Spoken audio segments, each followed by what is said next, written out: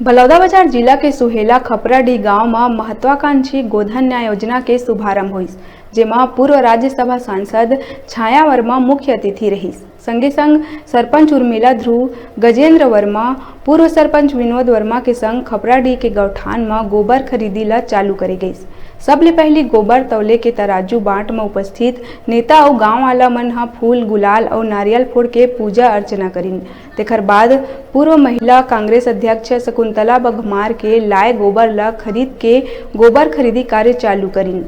गौठान में गोबर खरीदी चालू होए ले गांव वाला मन में उत्साह के माहौल है।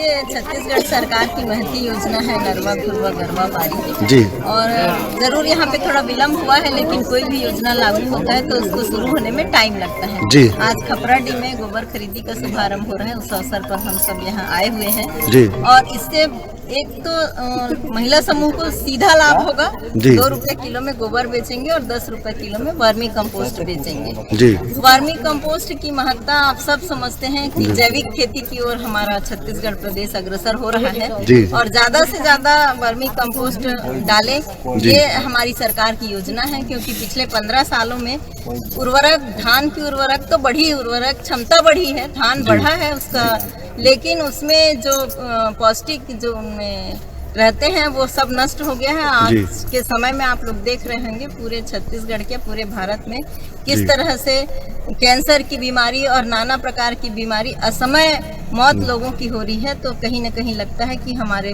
खान पान में उर्वरक क्षमता कम हो गया है और रासायनिक खाद इतना अधिक हो गया है कि बहुत प्रकार की बीमारी हो रही है। तो हमारी सरकार चाहती है कि आर्थिक रूप से संपन्न हो, साथ ही साथ लोगों का स्वास्थ्य भी अच्छा बने, लोग लंबा जीवन जिए। इस तरह से इसलिए हम जैविक खेती की ओर अग्रसर हो रहे हैं। मूलतः गोबर खरीदी और वर्मी कंपोस्ट का यही उद्देश्य सरकार का है।